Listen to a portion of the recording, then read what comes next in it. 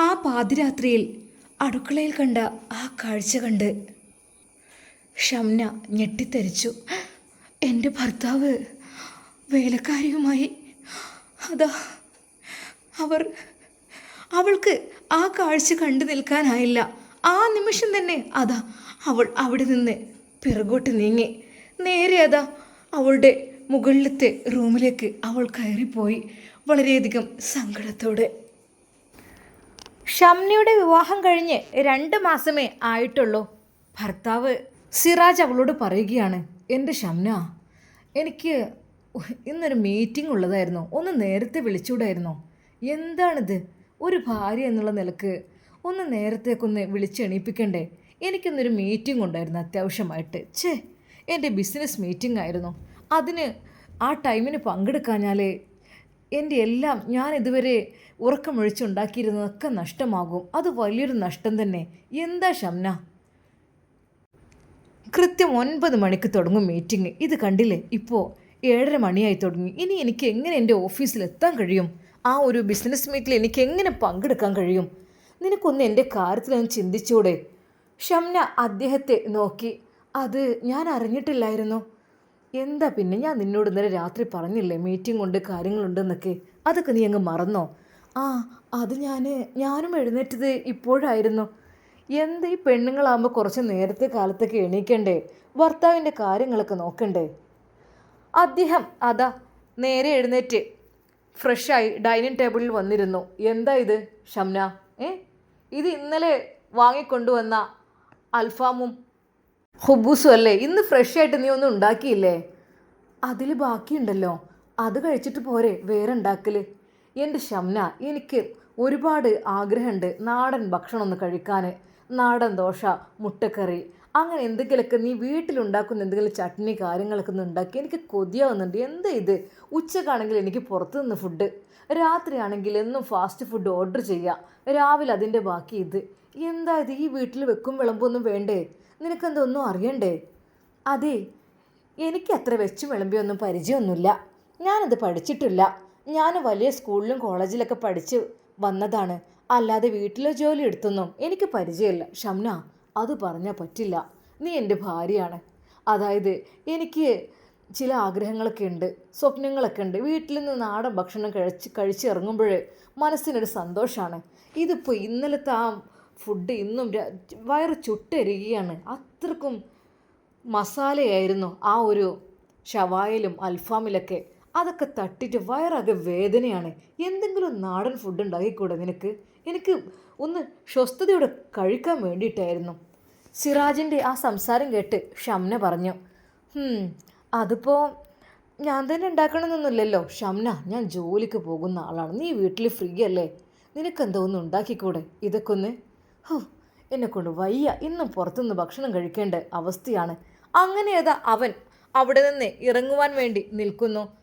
പെട്ടെന്ന് അവൻ ഡ്രസ്സിങ് റൂമിലേക്ക് ചെന്നു. എന്താ ഷംന, ഇതൊന്ന് ശരിക്കും അയൺ ചെയ്ത് വെച്ചൂടെ? അലക്കിയത് ഇവിടെ കൊണ്ടുവന്ന് ഇട്ടു എന്നല്ല, അതൊന്ന് ശരിക്കും അയൺ ചെയ്ത് വെച്ചിട്ട് പോലുമില്ല. അവൻ ആ ധൃതിയിൽ അതൊന്ന് അയൺ ചെയ്യുകയും ചെയ്തു. എങ്ങനെയൊക്കെയോ, ഇതിപ്പോൾ സമയമില്ലാത്ത സമയത്ത് ഇതൊക്കെ ഞാൻ ചെയ്യണം ഒറ്റയ്ക്ക്. ഭക്ഷണമില്ല, ഒന്നുമില്ല. അവനാകെ ദേഷ്യപ്പെട്ടു പോയി. അവനന്ന് ഓഫീസിലേക്ക് പോയി വളരെയധികം ടെൻഷനോടെ. കല്യാണം കഴിഞ്ഞാൽ ഒറ്റയ്ക്കുള്ള ജീവിതം സ്വപ്നം കണ്ടു, ഭാര്യയുമൊത്തുള്ള ഒറ്റയ്ക്കുള്ള ജീവിതം, ഞങ്ങളുടേതായ ലോകം, ഞങ്ങളുടേതായ സ്വപ്നങ്ങൾ. അതുകൊണ്ട് തന്നെ ഉമ്മയുടെയും ഉപ്പയുടെയും അടുത്ത് നിന്ന് മാറി താമസിച്ചു, വലിയൊരു വീടൊക്കെ ഉണ്ടാക്കിയിട്ട്. ഇത്ര പെട്ടെന്ന് ഇപ്പോൾ തോന്നുന്നു അതൊന്നും വേണ്ടില്ലായിരുന്നു, തറവാട്ടിലങ്ങ് നിന്നാൽ മതിയായിരുന്നെന്ന്. ഇതിപ്പോൾ അവളുടെ സുഖവും സൗകര്യവും കാരണം അവൾ നല്ല വലിയ ബിസിനസ്സുകാരൻ്റെ ഒക്കെ മോളല്ലേ, അതുകൊണ്ട് തന്നെ ഇനി അവൾക്കൊരു ബുദ്ധിമുട്ട് വേണ്ട തറവാട്ടിലെന്ന് വിചാരിച്ചിട്ടാണ് ഇങ്ങോട്ട് കൊണ്ടുവന്നത്. ഇപ്പോൾ ഇത് എന്നും ഫാസ്റ്റ് ഫുഡാണ്, എന്നും കഴിച്ച് മടുത്തു.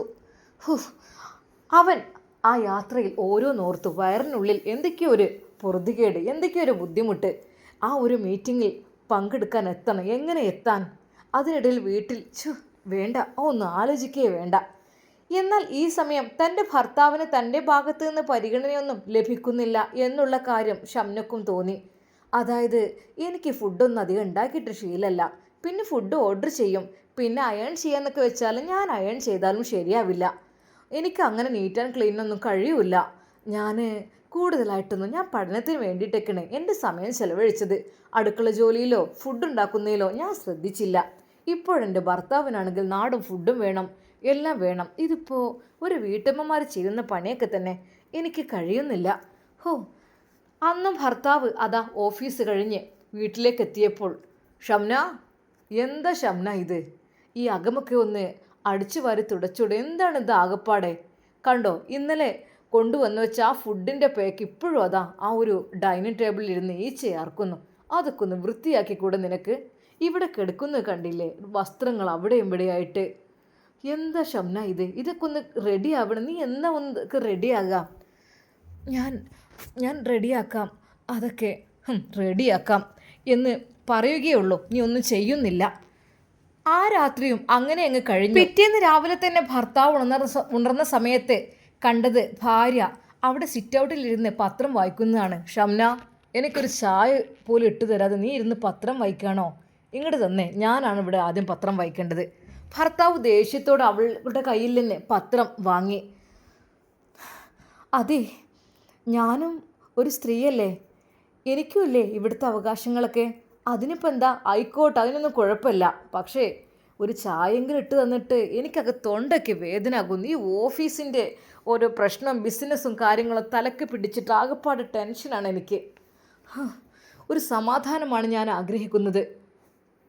അവിടെയുമായി അലക്ഷ്യമായി കിടക്കുന്ന ഡ്രസ്സുകളും അതും ഇതും, അടുക്കും ഒതുക്കും ഇല്ലാത്ത വീടും പരിസരവും എല്ലാം കണ്ട് അതാ സിറാജിന് ആകപ്പാടെ തലക്ക് ഭ്രാന്തി പിടിക്കുകയാണ്.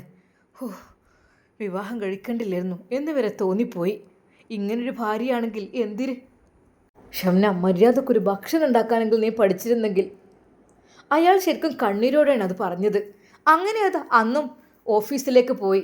എന്നാൽ ഷംനക്ക് ചെറിയ എന്തൊക്കെയോ ഒരു മാറ്റം. അതായത് ഒന്നുമല്ല, തൻ്റെ ഭർത്താവിന് ഇഷ്ടം വെടുപ്പും വൃത്തിയുമാണ്. എല്ലായിടത്തും നീറ്റ് ആൻഡ് ക്ലീൻ ആയിരിക്കണം. ശരിക്കും ബെഡും ചെയറും അതുപോലെ തന്നെ ടേബിളും കിച്ചണും ബെഡ്റൂം ഫുള്ള് മൊത്തത്തിൽ നല്ല നീറ്റ് ആൻഡ് ക്ലീൻ ആയാൽ നല്ല ഇഷ്ടമായിരിക്കും. എനിക്കാണെങ്കിൽ ഇത് വൃത്തിയാക്കിയും വലിയൊരു ശീലമൊന്നുമില്ല. എന്തായാലും വേണ്ടില്ല. അങ്ങനെ അന്ന് വൈകുന്നേരം ഭർത്താവ് വീട്ടിലേക്ക് വന്നപ്പോൾ, വീട്ടിലേക്ക് കയറിയപ്പോൾ വീടാകെ വല്ലാത്തൊരു സുഗന്ധം, വല്ലാത്തൊരു വൃത്തി. കാണുമ്പോൾ തന്നെ മനസ്സിൻ്റെ ഉള്ളിൽ വല്ലാത്തൊരു സന്തോഷം. എന്താ ഇത്, ഇത്രമാത്രം സിറ്റൗട്ടും പോർച്ചും മുറ്റമൊന്നും ക്ലീനായിട്ട് ഞാൻ ഇതുവരെ കണ്ടിട്ടേ ഇല്ലല്ലോ. വളരെയധികം വൃത്തിയോടുകൂടി ഷിറാജിൻ്റെ ആ വീട് കണ്ടപ്പോൾ അവന് തന്നെ വല്ലാത്ത അത്ഭുതം തോന്നി.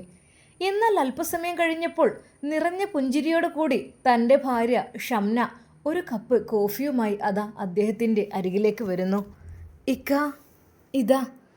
ഓ, ശരിക്കും അവളുടെ ആ മുഖഭാവവും പുഞ്ചിരിയും വീടിൻ്റെ വൃത്തിയും എല്ലാം കൂടെ കണ്ടപ്പോൾ അവൻ്റെ മനസ്സിൻ്റെ ഉള്ളിൽ വല്ലാത്തൊരു സന്തോഷമായി. ഷംന, ഓ. അവനങ്ങനെ ചായ കുടിക്കുന്നു, അവളുടെ മുഖത്തേക്ക് നോക്കിയിട്ട്. ഷംന, നല്ല മാറ്റം. ശരിക്കും നീ ആളാകങ്ങ് മാറിപ്പോയല്ലോ. നിൻ്റെ മുഖത്ത് നിറഞ്ഞ പുഞ്ചിരിയും നമ്മുടെ വീടിൻ്റെ വൃത്തിയും എല്ലാം കൂടി കണ്ടിട്ട് എനിക്കാകെ അത്ഭുതം തോന്നുന്നു ഷംന. നിന്നോട് എനിക്ക് കൂടുതൽ ഇഷ്ടം തോന്നുന്നു. അദ്ദേഹത്തിൻ്റെ ആ ഒരു വാക്കുകൾ മുഴുവനാകുന്നതിന് മുമ്പേ തന്നെ ഒരു പ്ലേറ്റിൽ അല്പം സ്നാക്കുമായി അതാ ഒരു പെൺകുട്ടി അങ്ങോട്ട് കടന്നു വരുന്നു. 10-22 വയസ്സുള്ള ഒരു പെണ്ണ്. ഒരു നിമിഷം അവൻ അവളെ നോക്കി. ഷംന, അതാരാ? അതൊക്കെ പറയാം ഞാൻ, നിങ്ങൾ കഴിച്ചേ. അവൾ കൊടുത്ത ആ ഒരു സ്നാക്കും കൂട്ടി അദ്ദേഹം കോഫി കുടിക്കുന്നു. ഷംന, എന്താ ഇത്? ആരാ ഇത്? ഇങ്ങ് വന്നേ. രണ്ടുപേരും കൂടെ ബെഡ്റൂമിലേക്ക് പോയി. അതെ, അത് പിന്നെ ഞാനേ ഈ മാട്രിമോണി അങ്ങനെയുള്ള സംഭവം ഉണ്ടല്ലോ, അതുപോലെ തന്നെ ഒരു സംഭവം ഉണ്ടിത്. അതായത് നമുക്ക് വീട്ടിലേക്ക് ആവശ്യമായ ജോലിക്കാരെ കിട്ടുമെന്നൊക്കെ പറഞ്ഞപ്പോൾ ഞാനൊന്ന് വിളിച്ചു നോക്കിയതാണ് ആ നമ്പറിലേക്ക്. അപ്പോൾ അധിക പ്രായമൊന്നുമില്ലാത്തൊരു പെൺകുട്ടിയെ കിട്ടി. അവളോട് ഇന്ന് തന്നെ വരാൻ പറഞ്ഞു. അവളുടെ പേര് ഷാഹിദ എന്നാണ്. കണ്ടില്ലേ, അവൾ വന്നപ്പോൾ വീടൊക്കെ വൃത്തിയായത്. നിങ്ങൾ വരുമ്പോഴേക്കും കോഫി വരെ ഉണ്ടാക്കി വെച്ചു. എന്നാൽ ഭർത്താവ് പറഞ്ഞു, എൻ്റെ ഷംന, ഞാനൊരിക്കലും അങ്ങനെ ഉദ്ദേശിച്ചിട്ടല്ല. നിൻ്റെ കൈകൾ കൊണ്ട് എന്തെങ്കിലും ഭക്ഷണം കിട്ടുമോ എന്നാണ് ഞാൻ ഇഷ്ടപ്പെട്ടത്. ഇതിപ്പോൾ വേലക്കാരി ഉണ്ടാക്കിയതാവുമ്പോൾ എനിക്ക് നീ തരുന്ന പോലെ ആവില്ലല്ലോ. അതൊക്കെ ശരിയാണ്, പക്ഷേ എന്നാലും അവളിവിടെ ഉണ്ടായതുകൊണ്ട് വീടൊക്കെ വൃത്തിയായില്ലേ? നമുക്ക് ഇഷ്ടം പോലെ ക്യാഷൊക്കെ ഇല്ലേ ഉള്ളതല്ലേ? അപ്പോൾ പാവപ്പെട്ട് അവരൊക്കെ അങ്ങനെ ജീവിച്ചോട്ടെ, അതല്ലേ നല്ലത്. ഷംനയുടെ ആ ഒരു വാക്ക് കേട്ടപ്പോൾ ഭർത്താവ് പറഞ്ഞു, ഞാൻ ആഗ്രഹിച്ചിരുന്നു നിൻ്റെ കൈകൊണ്ടുണ്ടാക്കിയ ഭക്ഷണം കഴിക്കാൻ. അതൊക്കെയാണ് ഞാൻ കൊതിച്ചത്. അല്ലാതെ അത് സാരമില്ലെന്നേ, ഞാൻ ഉണ്ടാക്കിയ പോലെ അങ്ങ് വിചാരിച്ചാൽ മതി. എന്നാൽ ദിവസങ്ങൾ കഴിഞ്ഞു പോയി. ഷാഹിദ സിറാജിൻ്റെ എല്ലാ കാര്യങ്ങളും ചെയ്തു കൊടുക്കാൻ തുടങ്ങി. അദ്ദേഹത്തിൻ്റെ വസ്ത്രം അലക്കുകയും അയൺ ചെയ്യുകയും കൃത്യസമയത്ത് ഓഫീസിൽ പോകുവാൻ സമയത്ത് അദ്ദേഹത്തിന് വേണ്ടി അത് നൽകുകയും അദ്ദേഹത്തിന് ബ്രേക്ക്ഫാസ്റ്റ് നല്ല രീതിയിൽ തയ്യാറാക്കുകയും എല്ലാം ചെയ്തുകൊണ്ടിരുന്നു. അദ്ദേഹത്തിൻ്റെ ബെഡ്റൂം അടക്കം വൃത്തിയാക്കലും എല്ലാം അവൾ തന്നെയാണ്. ഷാഹിദക്കും അത് വലിയൊരു ആശ്വാസമായി. എന്താപ്പോ അത് തന്നെയല്ല നല്ലത്, ഒരു വേലക്കാരെ നിർത്തിക്കഴിഞ്ഞാൽ. എന്നാൽ അതിനിടയ്ക്ക് പലപ്പോഴും സിറാജിക്ക എന്ന് പറഞ്ഞ് അവൾ പല പലഹാരങ്ങളും എല്ലാം ഉണ്ടാക്കി അവന് കൊണ്ടുപോയി കൊടുക്കലും പതിവായി. അവൾ വിചാരിച്ചു, ആയിക്കോട്ടെ, എന്നെക്കൊണ്ട് ചെയ്യാൻ കഴിയാത്ത അവൾ ചെയ്യുന്നുണ്ടല്ലോ, അതിനിപ്പോൾ എന്താ, എൻ്റെ ഒരു അനിയത്തിയുടെ സ്ഥാനല്ലേ ഞാൻ അവൾക്ക് കൊടുക്കുന്നുള്ളൂ. ഒരു ദിവസം രാവിലെ പോകുവാൻ വേണ്ടി നിൽക്കുമ്പോൾ, സിറാജിക്ക നിങ്ങൾ ചായ കുടിച്ചില്ല, ഇത് കുടിച്ചേ, ഇത് കുടിച്ചിട്ട് പോയാൽ മതി.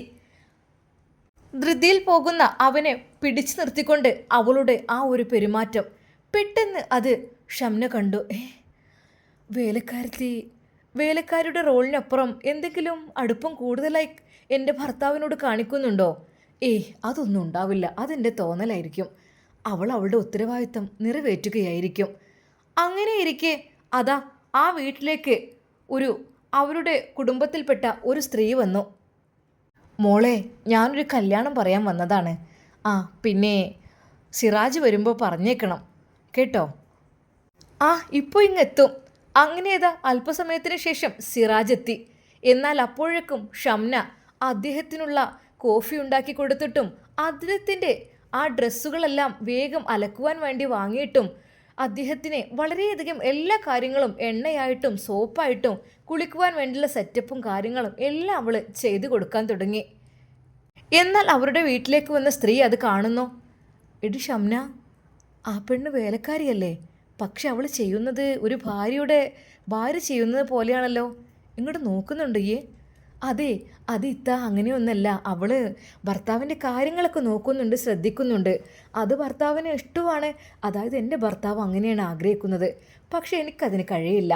ഭർത്താവ് നല്ല വൃത്തിയും വെടുപ്പുകളുള്ള കൂട്ടത്തിലായതുകൊണ്ടും പിന്നെ ഭയങ്കര കൃത്യനിഷ്ഠം ഉള്ളതുകൊണ്ടും അവൾ അതിനനുസരിച്ച് നിന്നോളും. അതാണ് നല്ലത്. പിന്നെ ഷംന, നല്ലോണം സൂക്ഷിക്കണം. സൂക്ഷിച്ചാൽ ദുഃഖിക്കേണ്ട കേട്ടോ. മനസ്സിലായല്ലോ? നമ്മുടെ ഭർത്താവാണ്, കാര്യങ്ങളൊക്കെ കുറച്ച് നമ്മൾ നോക്കണം. ഒക്കെ ശരി തന്നെയാണ്. പക്ഷേ വീട്ടുവേലക്കാരികൾക്ക് ഒരു അമിതമായ സ്വാതന്ത്ര്യവും കൊടുക്കരുത്. അവർക്കൊരു ലിമിറ്റുണ്ട്. പിന്നെ ഭക്ഷണം അവൾ ഉണ്ടാക്കിക്കോട്ടെ, പക്ഷെ കൊണ്ടുപോയി കൊടുക്കൽ നീയായിരിക്കണം. അല്ലാതെ എല്ലാം അവളെ കൊണ്ടങ്ങ് കൊടുപ്പിച്ചിട്ട് ചായയായിട്ടും വെള്ളമായിട്ടും കണ്ട ഷർട്ട് വരെ ഊരി വാങ്ങുന്നു. അവൾക്ക് എന്തൊരു സ്വാതന്ത്ര്യമാണ് അവനോട്.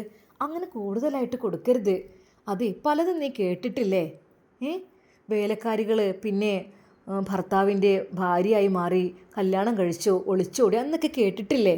അതിനുള്ള അവസരം നീ ഉണ്ടാക്കരുത്. നീ ഒരു ഭാര്യയാണ്.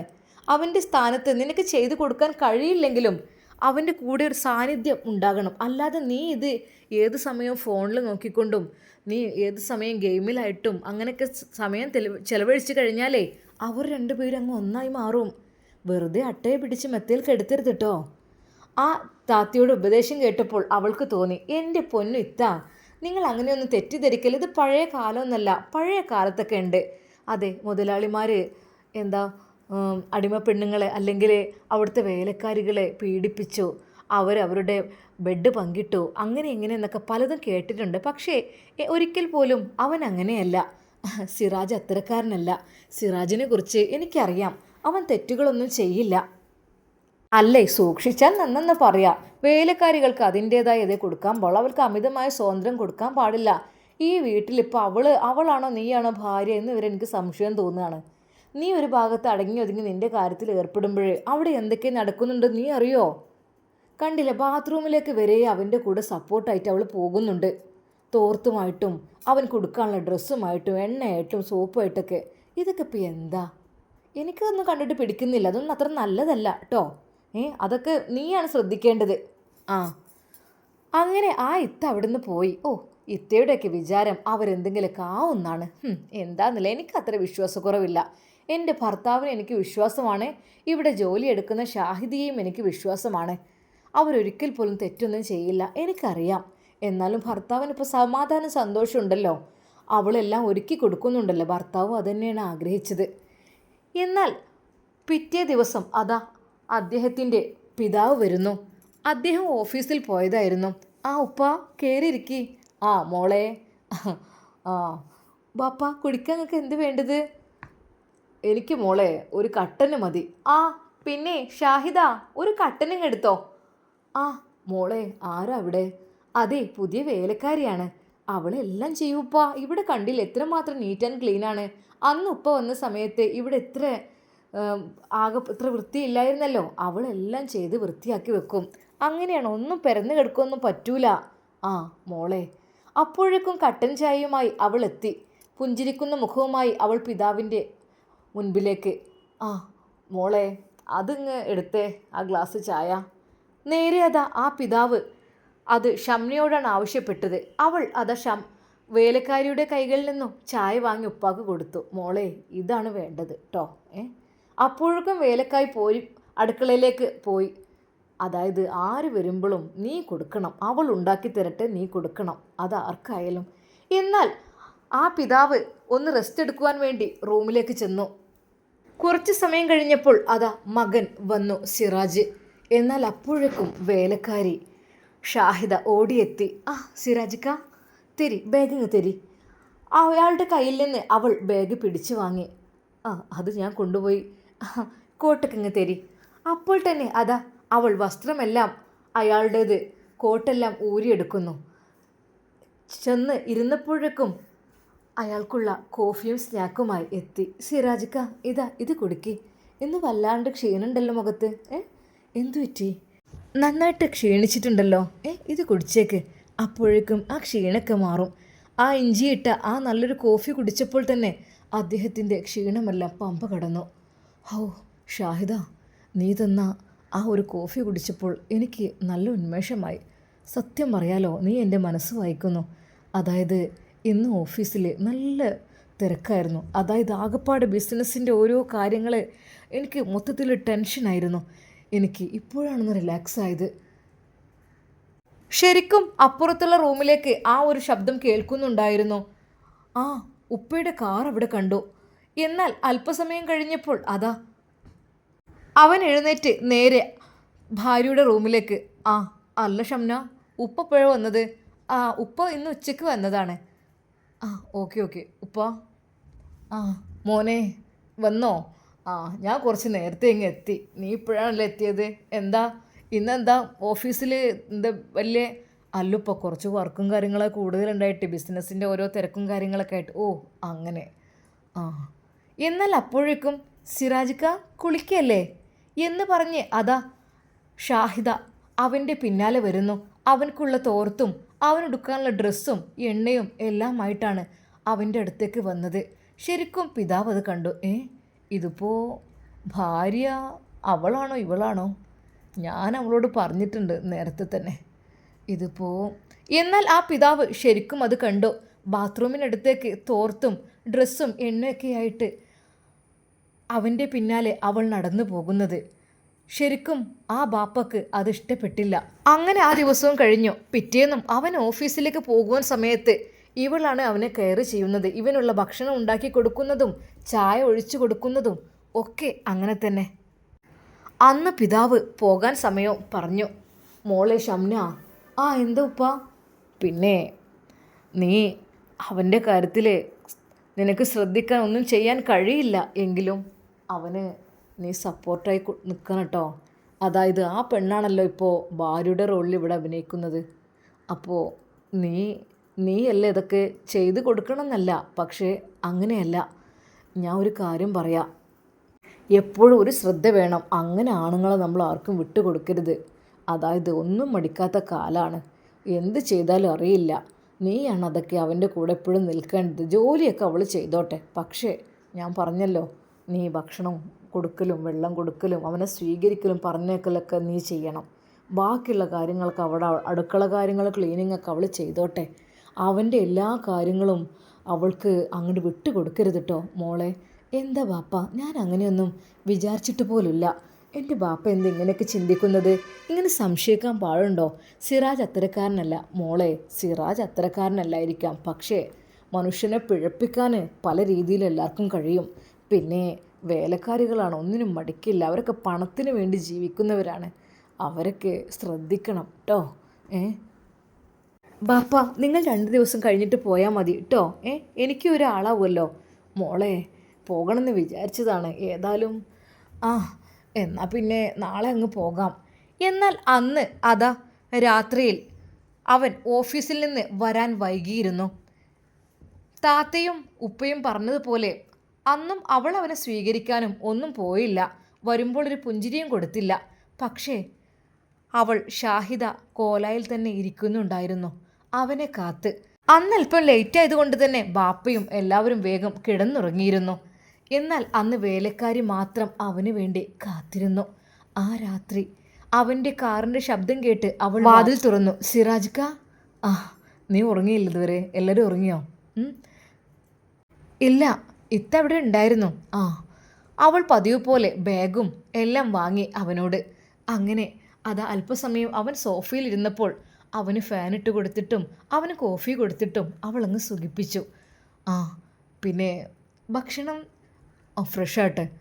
ഇന്ന് എനിക്ക് വെജിറ്റബിൾ മതിയെന്ന് ഞാൻ പറഞ്ഞിരുന്നല്ലോ ഷംനനോട്. എന്താ ഉണ്ടാക്കിയത്? വെജിറ്റബിൾ ഉണ്ടാക്കിയിട്ടുണ്ട്. പിന്നെ ഷംനത്തെയൊക്കെ അവർ ചിക്കനൊക്കെ കഴിച്ച് കിടന്നു. പിന്നെ വെജിറ്റബിൾ ആയതുകൊണ്ട് അവൾക്ക് വലിയ താല്പര്യമില്ല എന്നും പറഞ്ഞു.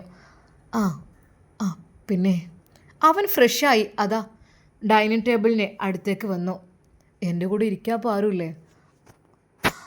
ഷാഹിദ, ഇവിടെ വരൂ. എന്താ? ഇവിടെ ഇരിക്കേ, എനിക്കൊരു കൂട്ടായിട്ട്. വാ, എൻ്റെ കൂടെ ഇരുന്ന് ഭക്ഷണം കഴിക്കേ. ഞാൻ ഒറ്റ കഴിക്കണ്ടേ? എല്ലാവരും ഇന്ന് ലേറ്റായപ്പോൾ വേഗം കഴിച്ച് കിടന്നില്ലേ? വാ, എൻ്റെ കൂടെ വാ.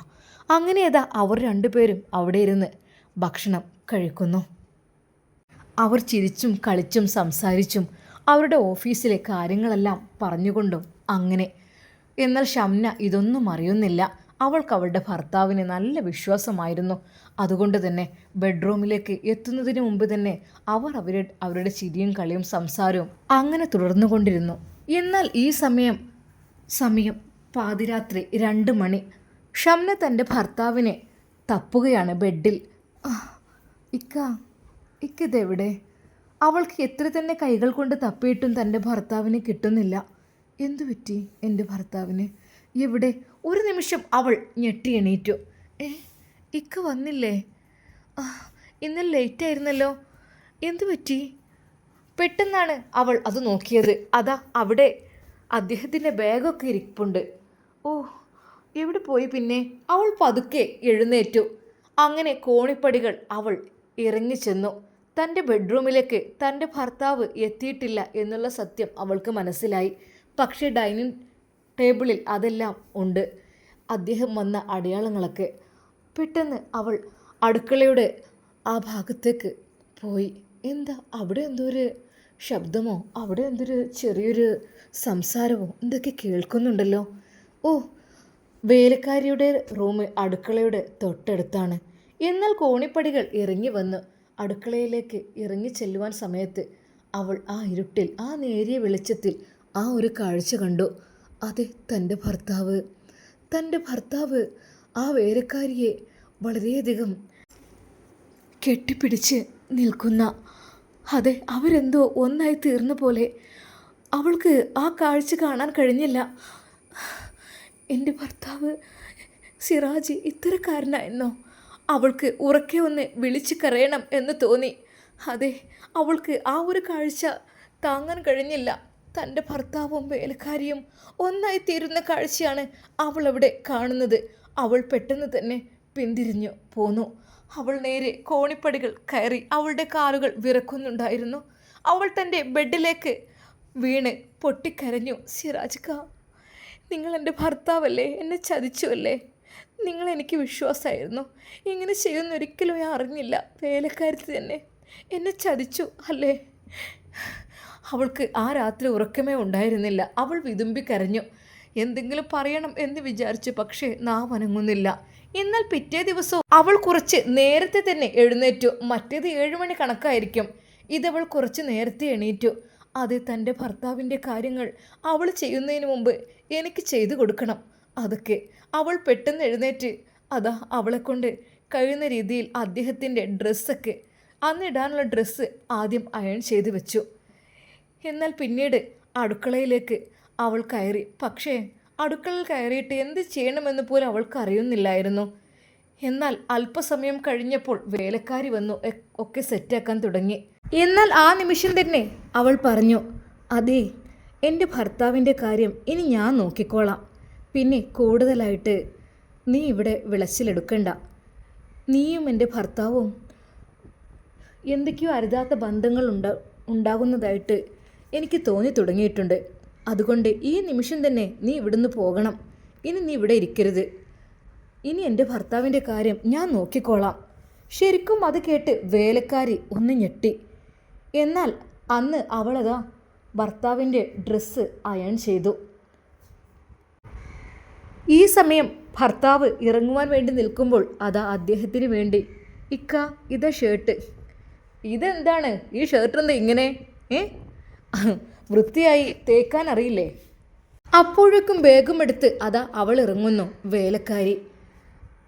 അല്ല ഷാഹിദ്, ഇത് എങ്ങോട്ടാ? ഞാൻ പോവുകയാണ്. എന്നാൽ ഭാര്യ പറഞ്ഞു, ഞാനായിട്ട് തന്നെയാണ് അവളോട് പോകാൻ പറഞ്ഞത്. അവൾ പോയിട്ട് എൻ്റെ കാര്യം ആര് നോക്കും? എന്നാൽ അപ്പോൾ തന്നെ അതാ ഞാനെന്താ ഈ ചുളിഞ്ഞ ഷർട്ടിട്ട് കൊണ്ടാണോ പോകേണ്ടത് എന്ന് ഭർത്താവ് പറയുന്നു. അപ്പോഴേക്കും ഷാഹിദ മറ്റൊരു ഡ്രസ്സ് എടുത്ത് കൊണ്ടുവന്നു. ഇതാ ഇക്ക, ഞാൻ തേച്ച് വെച്ചതായിരുന്നു. ആ, അതേതായാലും നന്നായി. അയാൾ പെട്ടെന്ന് ആ ഡ്രസ്സ് ഇട്ടുകൊണ്ട് അതാ പോകാൻ ഒരുങ്ങുന്നു. ഷാഹിദ പോയാൽ പിന്നെ എൻ്റെ കാര്യം ആര് നോക്കും എന്നുള്ള ആ ഒരു അഭിപ്രായ വ്യത്യാസം അവിടെ വന്നു തുടങ്ങി. എന്നാൽ ഈ സമയം അത് കേട്ടുകൊണ്ട് ആ പിതാവ് വന്നു. എന്താ ഇവിടെ പ്രശ്നം? എന്താ ഇവിടെ പ്രശ്നം? അത് ഉപ്പ, എനിക്ക് നിങ്ങളോട് പറയാൻ എന്താന്ന് വെച്ചാൽ, എൻ്റെ കാര്യങ്ങളൊന്നും ഇവിടെ നല്ല രീതിയിൽ നോക്കാൻ ഇവൾക്ക് കഴിയുന്നില്ല. അങ്ങനെ ഒരു വേലക്കാരിയെ വെച്ചു. ഇവൾ എൻ്റെ കാര്യങ്ങളെല്ലാം ഇപ്പോൾ നോക്കുന്നുണ്ട്. ഇപ്പോൾ അവൾ ഇറങ്ങിപ്പോകാൻ പറഞ്ഞത്രേ. എന്തിനു വേണ്ടിയാണ് അങ്ങനെ പറഞ്ഞത്? അങ്ങനെ അവൾ ചെയ്തിട്ട് എൻ്റെ കാര്യം ആര് നോക്കും? എന്നാൽ ഈ സമയം മരുമകൾ പറഞ്ഞു, അതെ ഉപ്പ, അതായത് കാണാൻ പറ്റാത്ത സാഹചര്യത്തിലൊക്കെ ഇവർ ഞാൻ കാണുന്നുണ്ട്. കൂടുതലായിട്ട് എൻ്റെ ഇക്കയോട് ഷാഹിദെ ഇടപഴകുന്നതായിട്ടും കാണുന്നുണ്ട്. എനിക്കിതെല്ലാം കണ്ടിട്ട് ആകെപ്പാട്ട് ടെൻഷൻ ആവുകയാണ്. പൊന്നു മക്കളെ, നിങ്ങൾ ഇനിയെങ്കിലും ഒന്ന് ചിന്തിക്കേ. നിങ്ങളുടെ രണ്ടാളുടെ ഭാഗത്തും തെറ്റ് പറ്റിയിട്ടുണ്ട്. അതായത് നീ അവളുടെ ഭർത്താവാണ്, അവൾ നിൻ്റെ ഭാര്യയാണ്. നിങ്ങൾ തമ്മിൽ പരസ്പരം അങ്ങോട്ടും ഇങ്ങോട്ടും വിട്ടുവീഴ്ച ചെയ്യണം. നീ ഒരു ഓഫീസറാണ്, നീ ബിസിനസ്സുകാരാണ് എന്ന് കരുതിയിട്ട് ഭാര്യയെ കൊണ്ട് എല്ലാം ചെയ്യിപ്പിക്കുക എന്നതിലൊരു അർത്ഥമില്ല. നീ നിന്നെക്കൊണ്ട് കഴിയുന്നത്ര വേഗത്തിൽ, കഴിയുന്നത്ര രീതിയിൽ അവൾക്ക് രാവിലത്തെ ജോലികളിലെല്ലാം അവളെ ഹെൽപ്പ് ചെയ്യണം. അവളൊന്നും അറിയാത്ത കുട്ടിയായിരിക്കും, ശരിയാണ്. അവൾക്ക് അപ്പം ഉണ്ടാക്കാൻ അറിയില്ല, ദോശ ഉണ്ടാക്കാൻ അറിയില്ല, കറി ഉണ്ടാക്കാൻ അറിയില്ല. കാരണം അവളൊരു കോടീശ്വരനായ ഒരു ബിസിനസ്സുകാരനായ ആളുടെ മകളാണ്. സെർവൻറ്റിൻ്റെ അടുത്ത് നിന്നാണ് അവൾ വരുന്നത്. അതുകൊണ്ടൊന്നും അറിയില്ലെന്ന് വെക്കാം. എന്നാൽ നീ അവളെ ഹെൽപ്പ് ചെയ്യണം. അറിയാത്തതൊക്കെ ഒന്ന് പഠിപ്പിച്ച് കൊടുക്കണം. 2 പേരും കൂടി കഴിയുന്നതനുസരിച്ച് എന്തെങ്കിലുമൊക്കെ ചെയ്യണം. അങ്ങനെ 2 പേരും പരസ്പരം അങ്ങോട്ടും ഇങ്ങോട്ടും കണ്ടറിഞ്ഞ് ജീവിക്കണം. അങ്ങനെയാവുമ്പോൾ നിങ്ങളുടെ ജീവിതം സ്വർഗമായിരിക്കും. അല്ലാതെ ഒരു വേലക്കാരനെ വെച്ചിട്ട് എല്ലാ കാര്യവും അവളെ കൊണ്ട് ചെയ്യിപ്പിക്കുക, ഭാര്യയ്ക്ക് യാതൊരു റോളുമില്ല എന്ന് വെച്ചാൽ നിങ്ങളുടെ ജീവിതം ഇങ്ങനെ ആയിത്തീരൂ. ഞാൻ മോളെ നിന്നോട് പറഞ്ഞില്ലേ, വേലക്കാരിയുടെ സ്ഥാനത്ത് നിർത്തണം, ഭാര്യയുടെ സ്ഥാനത്ത് നിൽക്കണം എന്നൊക്കെ മോളോട് ഞാൻ പറഞ്ഞില്ലേ? അവൾക്ക് അവളുടെ തെറ്റുകൾ മനസ്സിലായി. അതെ, ശരിയാണ്. ഞാൻ എൻ്റെ ഭർത്താവിൻ്റെ കാര്യത്തിൽ ഒട്ടും ഞാൻ ചിന്തിച്ചില്ല. അതുകൊണ്ടായിരിക്കും ഇങ്ങനെ. ഇനി പറഞ്ഞിട്ട് കാര്യമില്ല. എന്തൊക്കെ തന്നെയായാലും ഇനി മുതലെങ്കിലും നിങ്ങൾ തമ്മിൽ പരസ്പരം വിട്ടുവീഴ്ച ചെയ്ത് ജീവിക്കുക. നിങ്ങൾക്ക് അതായിരിക്കും നല്ലത്. നിങ്ങൾ ഒരിക്കൽ പോലും ബുദ്ധിമുട്ടാനല്ല ഞാൻ പറയുന്നത്. 2 പേരും സഹകരിച്ച് ജീവിക്കുക.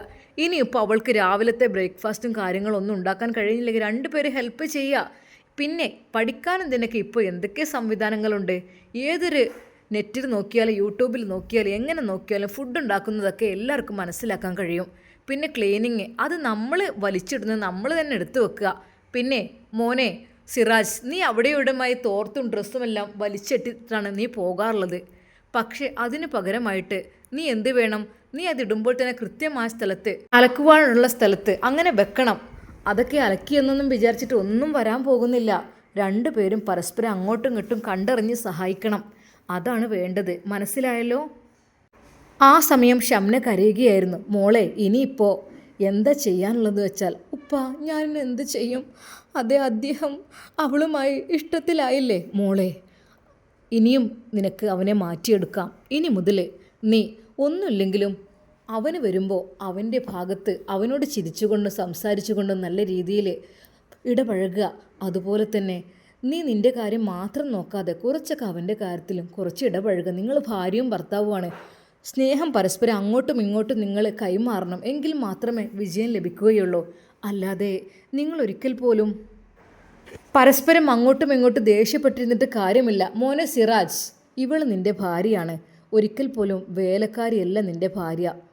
ഒരിക്കലും വേലക്കാരിയുമായി നീ കൂടുതൽ ഇടപഴകരുത്. വിളിക്കുമ്പോൾ അവളെ തന്നെ വിളിക്കണം, ഷംനയെ, അല്ലാതെ ഒരിക്കലും ഷാഹിദയെ അല്ല വിളിക്കേണ്ടത്. മനസ്സിലായല്ലോ? നിങ്ങളാണ് ഭാര്യയും ഭർത്താവും.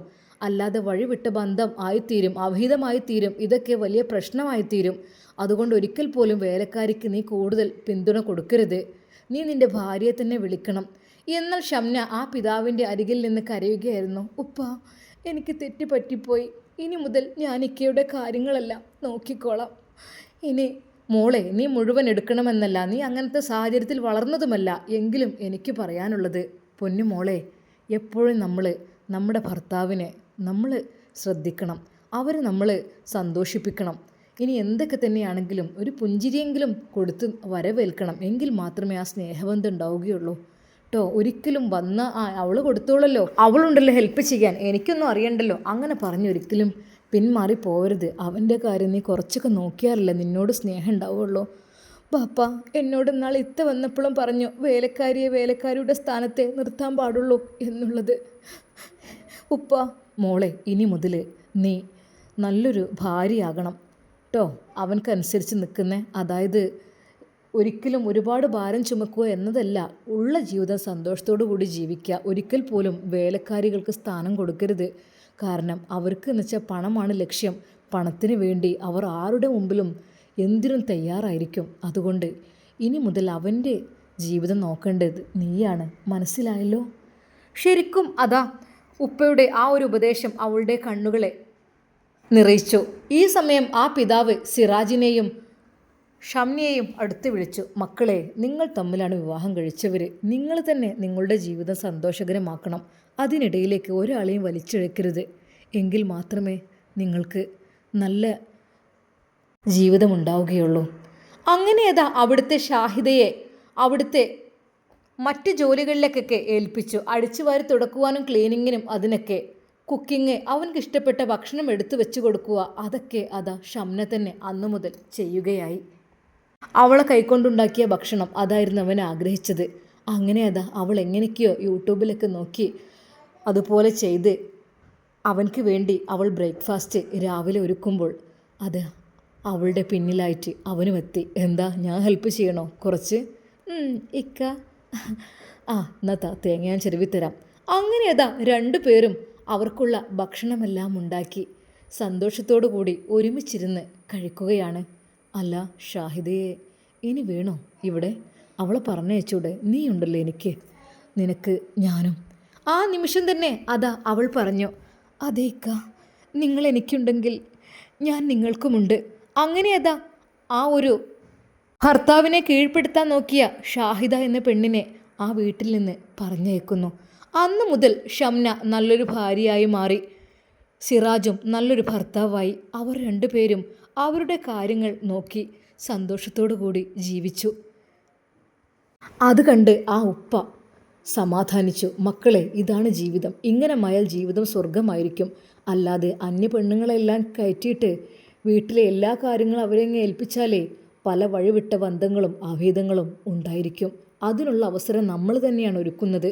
ഇനി ഒരിക്കലും അങ്ങനൊരു അവസരം ഉണ്ടാക്കരുത്. ഉപ്പ, ഇല്ല, ഇന്നു മുതൽ ഞാൻ നല്ലൊരു ഭാര്യയായി ജീവിക്കും. സിറാജും പറഞ്ഞു. ഉപ്പ, ശരിയാണ്, എൻ്റെ ബുദ്ധിമോശം കൊണ്ട് എനിക്ക് അവളെ വിളിക്കേണ്ടി വന്നു. എനിക്ക് വെള്ളത്തിൻ്റെ ആവശ്യത്തിന് വേണ്ടിയിട്ടാണ് ഞാൻ ഇനി ഷംനക്ക് ബുദ്ധിമുട്ടാകണ്ടെന്ന് കരുതിയിട്ട് ഞാൻ അടുക്കളയിൽ പോയി. ആ സമയത്താണ് ഷാഹിദ ഓടി വന്നതും വെള്ളമെടുത്തതും എനിക്ക് ആകെ തരിപ്പിൽ പോയതും അവൾ എന്നെ തലയിൽ തട്ടിത്തന്നതും. ആ ഒരു കാഴ്ചയായിരിക്കും ഒരു പക്ഷേ അവൾ കണ്ടിട്ടുള്ളത് ഷംന. അല്ലാതൊരിക്കൽ പോലും ഉപ്പ ഞാനൊരു വഴിവിട്ട ബന്ധത്തിന് നിന്നിട്ടില്ല. സത്യമായിട്ടും മോനെ, അതെ, അങ്ങനെ ആവും. ചാൻസ് കിട്ടിയാൽ അതല്ല അതിനപ്പുറവും സംഭവിക്കും. അതുകൊണ്ട് എനിക്ക് നിങ്ങളോട് രണ്ടാളോടും പറയാനുള്ളത്, രണ്ടുപേരും പരസ്പരം കണ്ടറിഞ്ഞ് സഹകരിച്ച് ജീവിക്കുക. അങ്ങനെയാവുമ്പോൾ ജീവിതം സ്വർഗമായിരിക്കും. അതും പറഞ്ഞ് ആ പിതാവ് അവിടെ നിന്നിറങ്ങി. എന്നാൽ ഷംനക്കും സിറാജിനും അവരുടെ തെറ്റുകൾ മനസ്സിലായി. അവർ സന്തോഷത്തോടു കൂടി നല്ല രീതിയിൽ ജീവിക്കാൻ തുടങ്ങി. വൈകാതെ ഷംനക്ക് ചെറിയൊരു ഛർദി, തലകറക്കം. എന്നാൽ അവരുടെ ആ ദാമ്പത്യ ജീവിതം വളരെയധികം സന്തോഷകരമാകുന്നതിന് ഇടയിൽ അവർക്ക് ആ ഒരു സന്തോഷ വാർത്തയും ലഭിച്ചു. അവർ ഹോസ്പിറ്റലിൽ പോയി. കൺഗ്രാജുലേഷൻസ് മിസ്റ്റർ സിറാജ്, നിങ്ങളൊരു പിതാവാകാൻ പോകുന്നു. ഡോക്ടറിൻ്റെ ആ ഒരു വാക്കുകൾ കേട്ട് സിറാജിൻ്റെ കണ്ണുകൾ നിറഞ്ഞു. കൂടെ ഷംനയുടെയും. അങ്ങനെ മാസങ്ങൾ കഴിഞ്ഞു. അവൾ ഒരു ആൺകുഞ്ഞിന് ജന്മം നൽകി. സന്തോഷത്തോടു കൂടിയുള്ള അവരുടെ ആ ഒരു ജീവിതത്തിലേക്ക് ഒരു കുഞ്ഞുകൂടെ പിറന്നപ്പോൾ അതെ, അവരുടെ ജീവിതം കൂടുതൽ സമാധാനപരവും സന്തോഷകരവുമായി. അന്നും ഓഫീസിലേക്ക് പോകുമ്പോൾ ആ കുഞ്ഞു മോനെയും എടുത്തുകൊണ്ട് ഷംന അദ്ദേഹത്തിനെ യാത്രയേക്കാൻ കൂടെ സിറ്റൗട്ടിലേക്ക് വന്നു. കുഞ്ഞു കൈകൾ കൊണ്ടും അവളുടെ കൈകൾ കൊണ്ടും ടാറ്റ കാണിച്ചു. എന്നാൽ വൈകുന്നേരമായപ്പോൾ തൻ്റെ പ്രിയപ്പെട്ട ഭർത്താവിനെ, പ്രിയപ്പെട്ട പിതാവിനെ കാത്ത് അതാ ആ കുഞ്ഞു മോനും ഷംനയും സിറാജിനെ കാത്തിരുന്നു. സന്തോഷത്തോടെ അവൻ അവരിലേക്ക് ചേർന്നു. അവരുടെ ജീവിതം സന്തോഷകരമായി മാറി. ഭാര്യയായാലും ഭർത്താവായാലും അവർക്ക് ചെയ്യാനുള്ള കടമകൾ പരസ്പരം അങ്ങോട്ടും ഇങ്ങോട്ടും ചെയ്തു കൊടുത്ത് പരസ്പരം സഹകരിച്ച് ജീവിക്കുകയാണെങ്കിൽ ഏതൊരാളുടെ ജീവിതവും സ്വർഗമായിരിക്കും.